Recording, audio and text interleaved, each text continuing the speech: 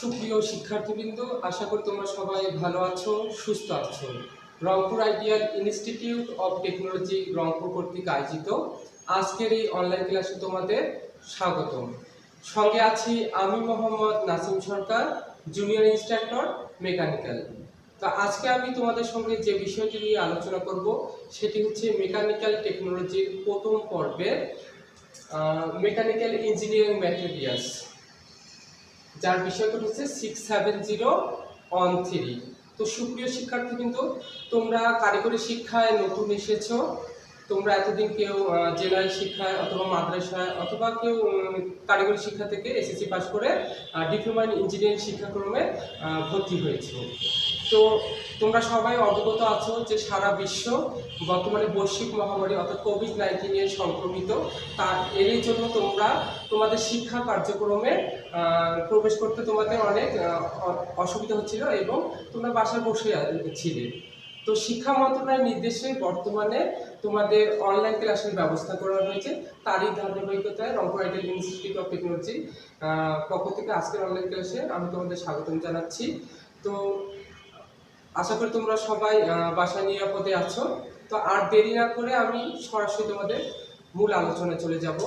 তো আজকের ক্লাসটি শুরু করার আগে তোমাদের এই সাবজেক্টের উপরে কিছু গুরুত্বপূর্ণ বিষয় সম্পর্কে তোমাদের জানা দরকার, কারণ তোমরা কারিগরি শিক্ষায় নতুন এসেছো।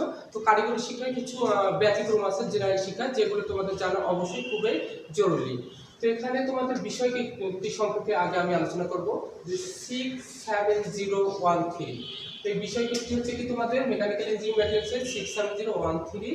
এখানে 67013। তো এখানে 6 হচ্ছে কি যে প্রবিধান। তোমরা হচ্ছে 2016 প্রবিধানের ছাত্রছাত্রী। তো এখানে 6 হচ্ছে 16 6 এখানে রাখা হয়েছে। তাহলে 16 এখানে কত, বিষয়কেন্দ্রের শুরুর যে অক্ষরটি সেটা হচ্ছে তোমাদের প্রবিধান। 16 প্রবিধান এখানে 6, অর্থাৎ তোমরা 16 প্রবিধানের ছাত্রছাত্রী। এখানে 70। তো 70 হচ্ছে তোমাদের কি টেকনোলজি কোড। তোমরা কোন টেকনোলজি ছাত্রছাত্রী? মেকানিক্যাল টেকনোলজি ছাত্রছাত্রী। তো 70 হচ্ছে টেকনোলজি কোড।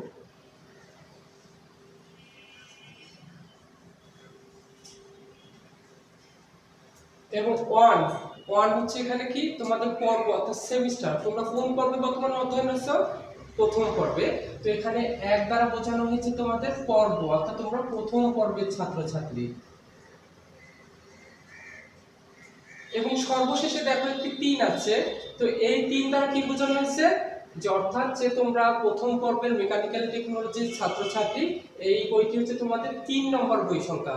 তোমাদের যে পর্বে বইগুলো আছে প্রথম পর্বে, এটি হচ্ছে 3 নম্বর বই সংখ্যা, অর্থাৎ কি বই সংখ্যা। তো তোমাদের প্রতিটি সাবজেক্টের আলাদা আলাদা বিষয় কোড আছে। তো এখানে কি আলাদা আলাদা এক কোড হবে। তো সেই অনুযায়ী তোমরা তোমাদের বিষয়টি একটু বুঝে নিবা। তো সুপ্রিয় শিক্ষার্থী, আশা করি তোমরা এখানে বিষয় কোডটি সম্পর্কে ধারণা পেয়েছো। এখন আমি তোমাদের সঙ্গে আলোচনা করব এই সাবজেক্টে মেকানিক্যাল ইঞ্জিনিয়ারিং ম্যাটেরিয়ালসের টিপিসি সম্পর্কে।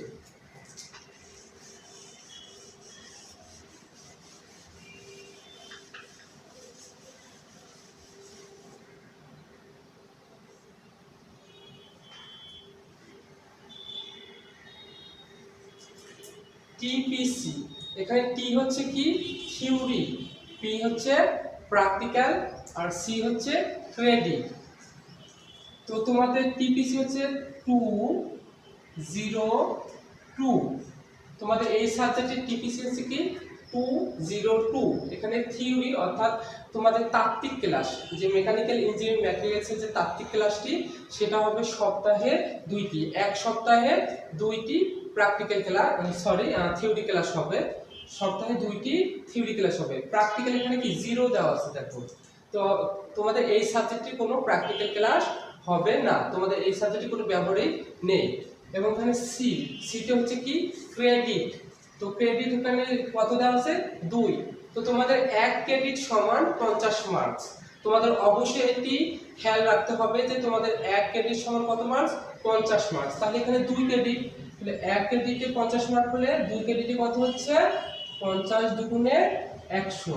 তো তোমাদের এই সাবজেক্টটি পুরো মূল্যায়ন হবে 100 মার্কের উপরে। তো সুপ্রিয় শিক্ষার্থী, কিন্তু আশা করি তোমরা টিপিসি সম্পর্কে বুঝতে পেরেছো।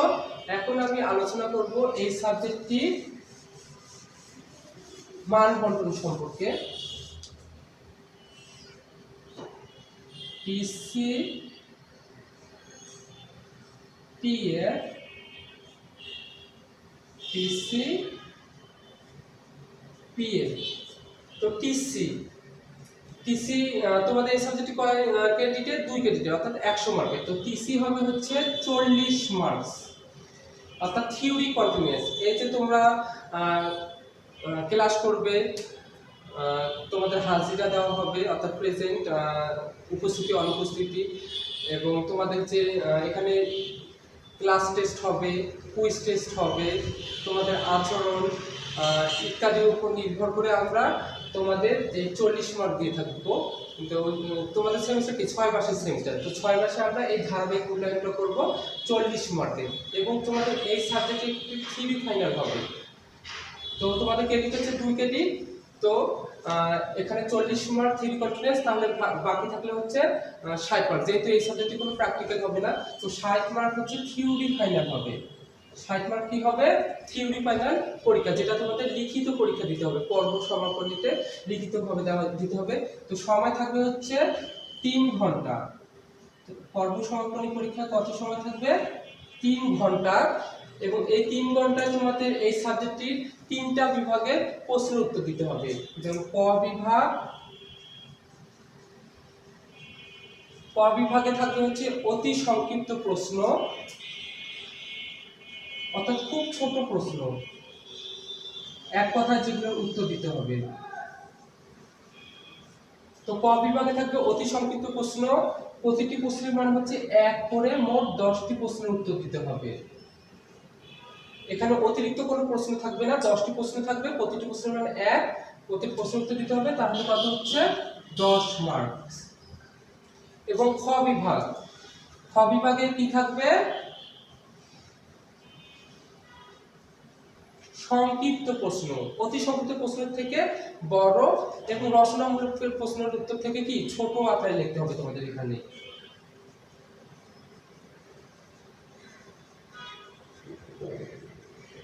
তো সংক্ষিপ্ত প্রশ্ন থাকবে হচ্ছে 10টি প্রশ্ন, প্রতিটি প্রশ্নের মান হচ্ছে 2 করে, মোট 10টি প্রশ্ন উত্তর দিতে হবে। এখানে অতিরিক্ত কোনো প্রশ্ন থাকবে না।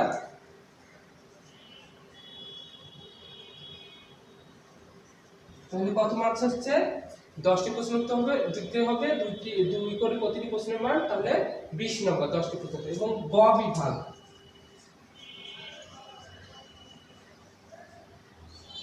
রচনামূলক প্রশ্ন,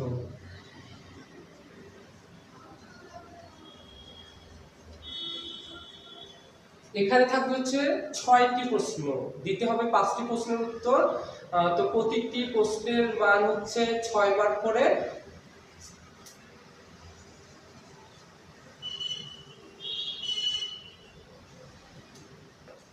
শুধুমাত্র রচনামূলক প্রশ্নে একটি অতিরিক্ত প্রশ্ন থাকবে, দিতে হবে 5টি প্রশ্ন, প্রতিটি প্রশ্নের মান 6, তো মোট হচ্ছে কত? 30 মার্ক। তো ক বিভাগে 10 মার্ক, খ বিভাগে 20 মার্ক, গ বিভাগে 30 মার্ক, তাহলে মোট কত হচ্ছে? 30, 20, 50 আর 10 60। এই যে হচ্ছে টিএ, অর্থাৎ থিওরি ফাইনাল হবে তোমাদের 60 মার্কসের। তো এই সাবজেক্টের আগে আমি বলেছি যে পিসি এবং পিআই নাই, অর্থাৎ প্র্যাকটিক্যাল তোমাদের নাই, এর জন্য এখানে কি হবে? 0। যেহেতু এই সাবজেক্টে প্র্যাকটিক্যাল নেই তোমাদের, এদের প্র্যাকটিক্যাল কন্টিনিউয়াস, এবং এখানে পিসি হচ্ছে প্র্যাকটিক্যাল কন্টিনিউয়াস এবং পিএফ হচ্ছে প্র্যাকটিক্যাল ফাইনাল। তো তোমাদের এই সাবজেক্ট প্র্যাকটিক্যাল কন্টিনিউয়াস এবং প্র্যাকটিক্যাল ফাইনালের কোনো নম্বর প্রদান করা হবে না। তো সুপ্রিয় শিক্ষার্থী, কিন্তু আশা করি তোমরা পিসি পিএফ এবং পিসি টিএফ সম্পর্কে বুঝতে পেরেছো। তোমাদের সামনে এই নাম্বার বুঝতে কোনো অসুবিধা হবে না আশা করতেছি। তো সুপ্রিয় শিক্ষার্থীবৃন্দ, আমি এখন সরাসরি আলোচনায় চলে যাব। তো আজকে আমি তোমাদের মেকানিক্যাল ইঞ্জিনিয়ারিং ম্যাটেরিয়ালসের প্রথম অধ্যায় সম্পর্কে কিছু গুরুত্বপূর্ণ টপিকস আলোচনা করব। তো প্রথম অধ্যায়টির নাম আমাদের হচ্ছে কি? প্রকৌশল সামগ্রীর দিক, এসপেক্টস অফ ইঞ্জিনিয়ারিং ম্যাটেরিয়ালস।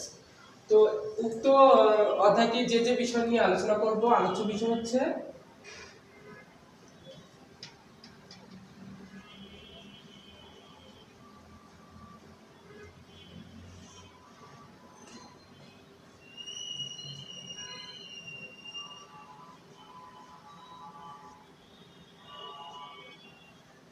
প্রকৌশল সামগ্রী সংজ্ঞা, ডিফাইন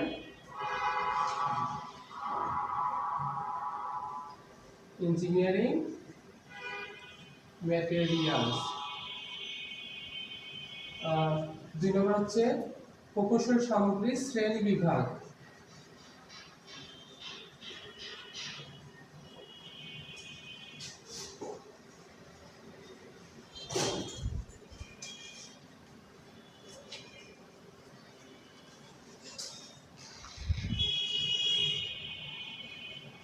Classify the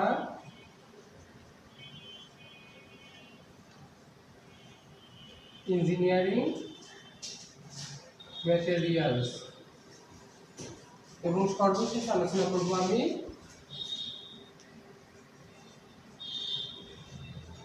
প্রকৌশল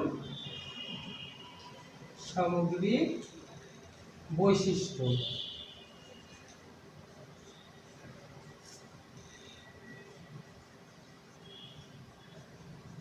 Characteristics of engineering materials।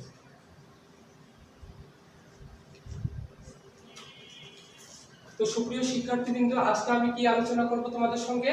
প্রকৌশল সামগ্রিক সংজ্ঞা, ডিফাইন ইঞ্জিনিয়ারিং ম্যাটেরিয়ালস, প্রকৌশল সামগ্রী শ্রেণী বিভাগ, ক্লাসিফাই দ্য ইঞ্জিনিয়ারিং ম্যাটেরিয়ালস, প্রকৌশল সামগ্রীর বৈশিষ্ট্য, ক্যারেক্টারিস্টিক্স অফ ইঞ্জিনিয়ারিং ম্যাটেরিয়ালস।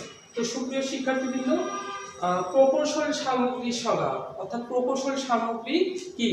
তো সুলভ প্রাপ্যতা, চালনা, সংযোজন সরলতা, স্থায়িত্বতা, শক্তি ইত্যাদি বিষয় বিবেচনা করে প্রকৌশল সামগ্রী নির্বাচন করা হয়। তো প্রকৌশল নির্মাণ কাজে যে আমরা ব্যবহৃত সামগ্রী স্বল্প ব্যয়, নিরাপত্তা, সৌন্দর্য ইত্যাদি বিষয় বিবেচনা করে প্রকৌশল সামগ্রী নির্বাচন করা হয়। তো প্রকৌশল কাজে ব্যবহৃত সামগ্রীকে প্রকৌশল সামগ্রী বলা হয়। তাহলে কি বলা হয়? যে প্রকৌশল কাজে যে সামগ্রীগুলো ব্যবহার করা হয় সেগুলো হচ্ছে কি প্রকৌশল সামগ্রী। তো এখানে ইঞ্জিনিয়ারিং অর্থ হচ্ছে প্রকৌশল আর ম্যাটেরিয়ালস অর্থ হচ্ছে কি সামগ্রী। তাহলে কি দাঁড়াচ্ছে? যে প্রকৌশল সামগ্রী, ইঞ্জিনিয়ারিং ম্যাটেরিয়ালস অর্থ হচ্ছে প্রকৌশল সামগ্রী। তো আমরা যে ইঞ্জিনিয়াররা তাদের কার্যক্রম পরিচালনা করার জন্য যে যে কাঁচামালগুলো ব্যবহার করে তাদের কার্যক্রম সম্পন্ন করার জন্য, সেগুলো হচ্ছে প্রকৌশল সামগ্রী। যেমন হচ্ছে কি ইট, বালু, সিমেন্ট, কাঁচ, সিরামিক, লোহা, ইস্পাত, অ্যালুমিনিয়াম ইত্যাদি হচ্ছে কি প্রকৌশল সামগ্রী। প্রকৌশল সামগ্রী শ্রেণী বিভাগ, ক্লাসিফাই দ্য ইঞ্জিনিয়ারিং ম্যাটেরিয়ালস।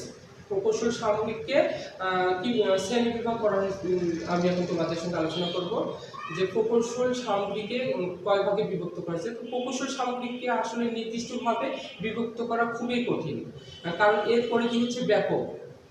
আমাদের ইঞ্জিনিয়ার কর্মকাণ্ডে এক এক ইঞ্জিনিয়ারিং সেক্টরে এক এক ধরনের সামগ্রী ব্যবহার করা হয়, অথবা অন্য কোনো ইঞ্জিনিয়ারিং সেক্টরের সামগ্রী অন্য কোনো সেক্টরে ইউজ করা হয়। এর জন্য প্রকৌশল সামগ্রী নির্দিষ্ট আসলে শ্রেণীবিভাগ খুবই কঠিন। তারপর আমি তোমাদের সামনে একটি শ্রেণীবিভাগ তুলে ধরছি যে প্রকৌশল সামগ্রীকে মূলত 2 ভাগে ভাগ করা হয়েছে।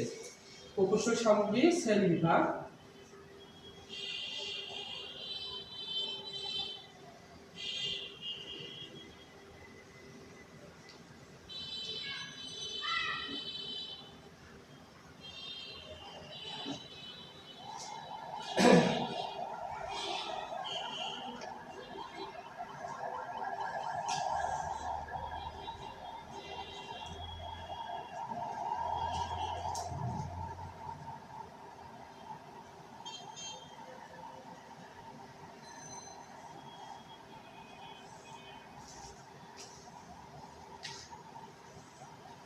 তো প্রকৌশল সামগ্রীকে কয় ভাগে ভাগ করা হয়েছে? প্রধানত 2 ভাগে ভাগ করা হয়েছে। একটি হচ্ছে মেটালস আর একটি হচ্ছে নন মেটালস।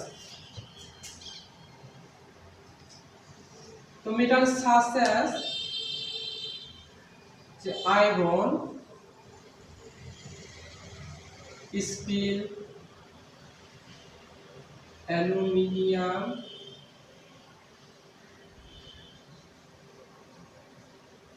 গোল্ড,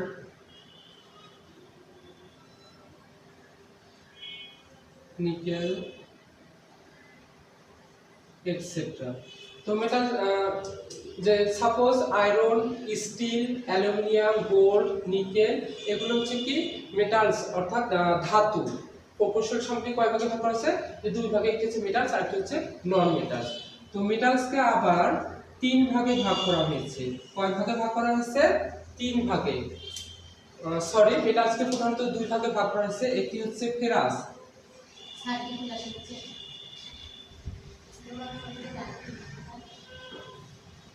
একটি হচ্ছে ফেরাস, আর হচ্ছে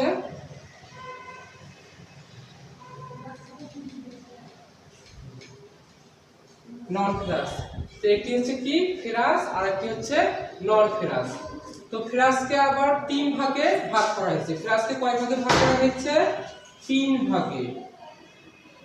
তো এই ফেরাসের মূল উপাদান হচ্ছে কি আয়রন, এর প্রধান উপাদান হচ্ছে লোহা।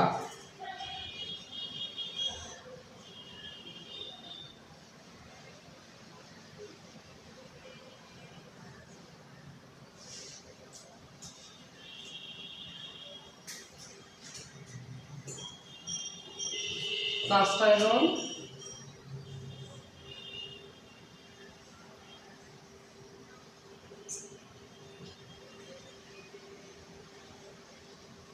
Rod iron,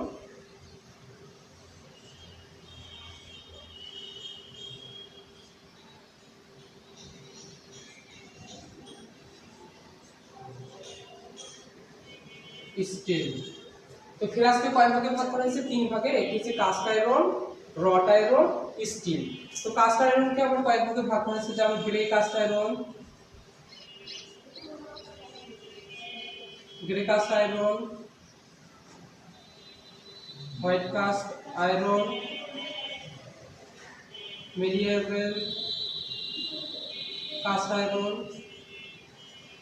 grey cast iron, white cast iron, malleable cast iron, nodular और ডাকটাইল। রড আয়রনকে আর শ্রেণী বিভাগ করা যায় না। তো স্টিলকে এখানে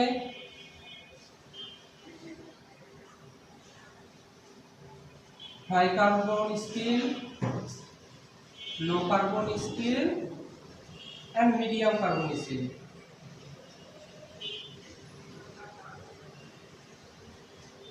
এবং স্টিলকে অ্যালয় অর্থাৎ সংকর করে, অর্থাৎ দুই বা ততোধিক ধাতু ইস্পাতের সঙ্গে মিশ্রিত করে আলাদাভাবে শ্রেণী বিভাগ করা যায়। এবং নন ফেরাস হচ্ছে কি যেমন কপার, অলোহজ ধাতু। অলোহজ ধাতুগুলো কি? Copper, lead, gold, zinc, tin, etcetera. এর ফেরাসের হচ্ছে মূল উপাদান কি আয়রন, আর নন ফেরাসের কিন্তু মূল উপাদান আয়রন নয়। তো আমি প্রথমে বলেছিলাম যে প্রকৌশল সামগ্রী দুই ভাগে ভাগ করা যায়, একটি হচ্ছে মেটালস আর একটি হচ্ছে নন মেটালস। তো নন মেটালস গুলো হচ্ছে কি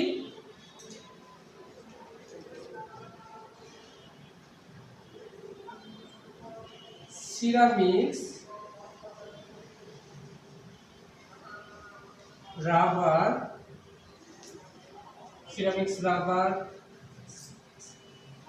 টিম্বার,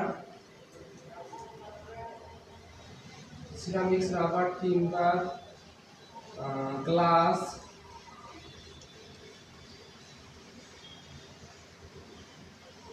এটসেট্রা।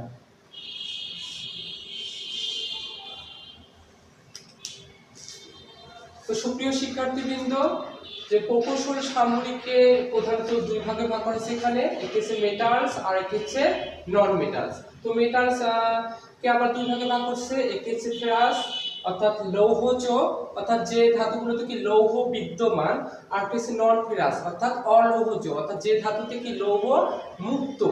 তো লৌহজ ধাতুগুলো হচ্ছে কি তিন ভাগে ভাগ করেছে, একটি হচ্ছে cast iron, wrought iron, steel.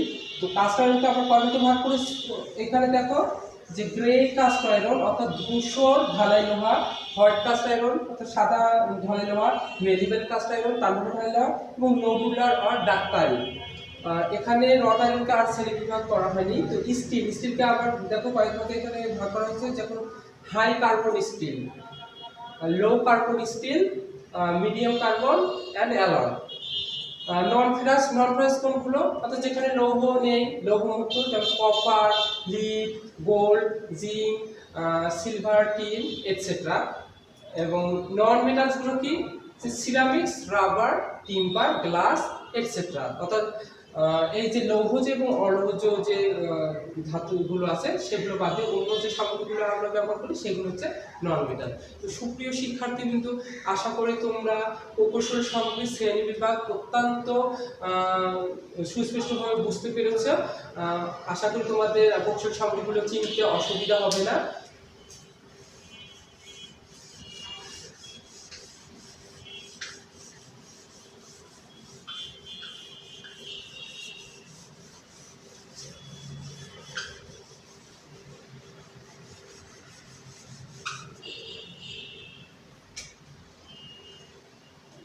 তো সুপ্রিয় শিক্ষার্থীবৃন্দ, এখন আমি আলোচনা করব প্রকৌশল সামগ্রীর বৈশিষ্ট্য সম্পর্কে, যে characteristics of engineering materials. Characteristics of engineering materials, যে বস্তু বা সামগ্রীর নির্দিষ্ট বৈশিষ্ট্যকে কি বলে, ওই সামগ্রীর ধর্ম বলা হয়।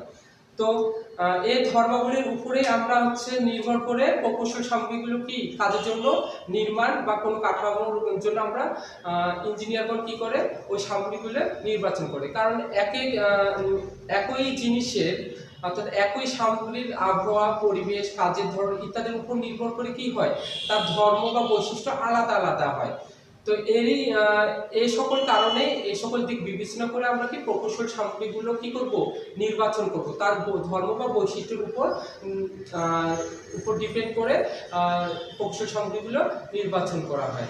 প্রকৌশল সামগ্রীর উপর নির্বাচন করা হয় কারণ এর প্রকৌশল সামগ্রীর যে আমরা ধর্ম, এর ধর্মের উপর নির্ভর করে তার উৎকর্ষতা, স্থায়িত্বতা ইত্যাদি হচ্ছে ডিপেন্ড করে।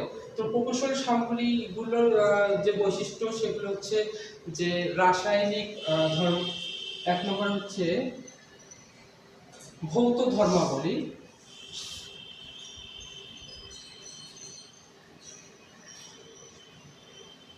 অর্থাৎ কি ফিজিক্যাল প্রপার্টিজ।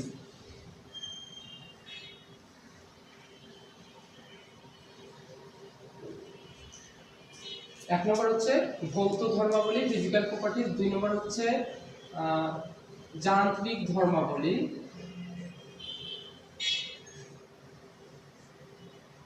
Mechanical properties.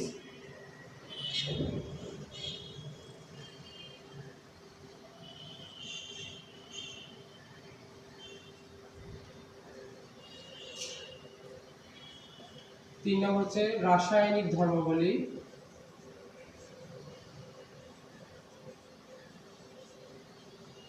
হচ্ছে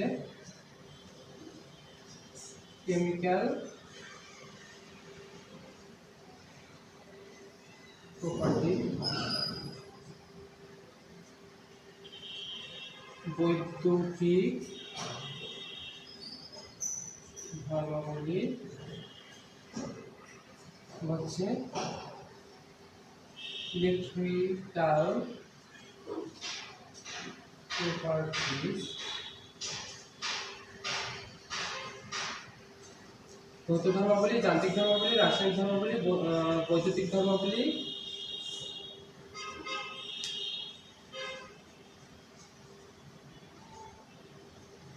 তাপীয় ধর্মাবলী, thermal properties,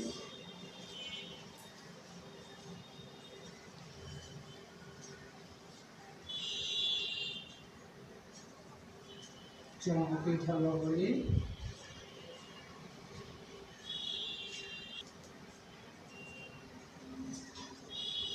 magnetic properties.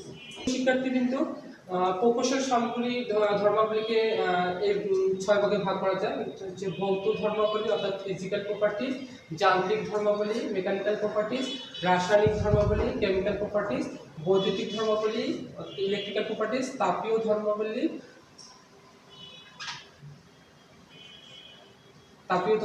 Thermal properties, চৌম্বকীয় ধর্মাবলী অর্থাৎ ম্যাগনেটিক প্রপার্টিজ। তো ভৌত ধর্মাবলী কি?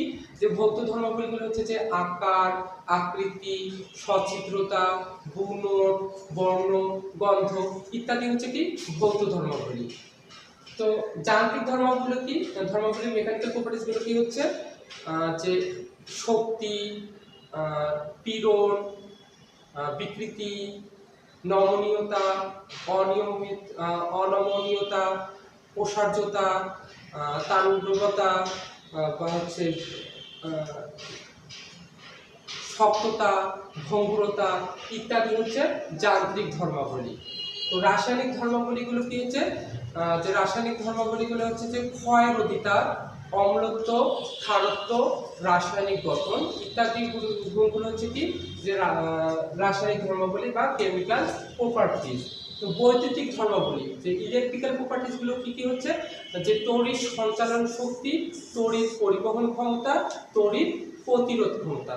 তো কি তড়িৎ সঞ্চালন শক্তি, তড়িৎ পরিবহন ক্ষমতা, তড়িৎ প্রতিরোধ ক্ষমতা ইত্যাদি। তো এখানে তাপীয় ধর্মাবলী কি থার্মাল প্রপার্টিজ অর্থাৎ থার্মাল প্রপার্টিজ গুলো হচ্ছে আপেক্ষিক তাপ, তাপীয় প্রসারণ আর তাপ পরিবাহিতা ইত্যাদি গুণগুলো হচ্ছে কি যে তাপীয় ধর্মাবলী।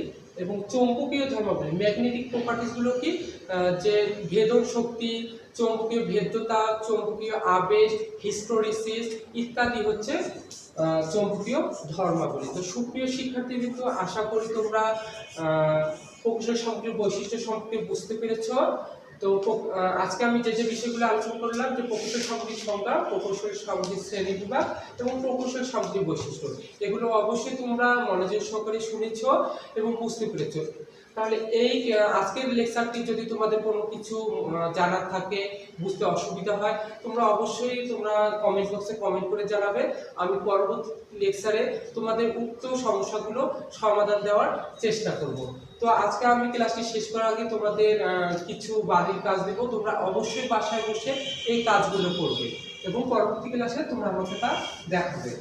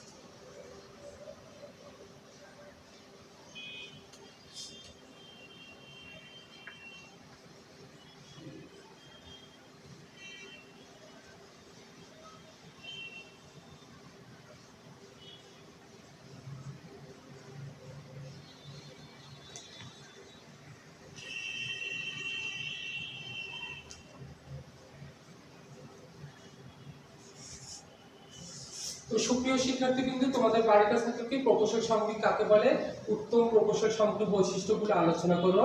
তো এগুলো তোমরা অবশ্যই বাসায় বসে করবে। তো সুপ্রিয় শিক্ষার্থী কিন্তু তোমরা সকলে সুস্থ থাকো, ভালো থাকো, সামাজিক দূরত্ব বজায় রাখো এবং অবশ্যই বাড়ির বাইরে বের হলে মাস্ক পরিধান করবা এবং হ্যান্ড স্যানিটাইজার ইউজ করবা।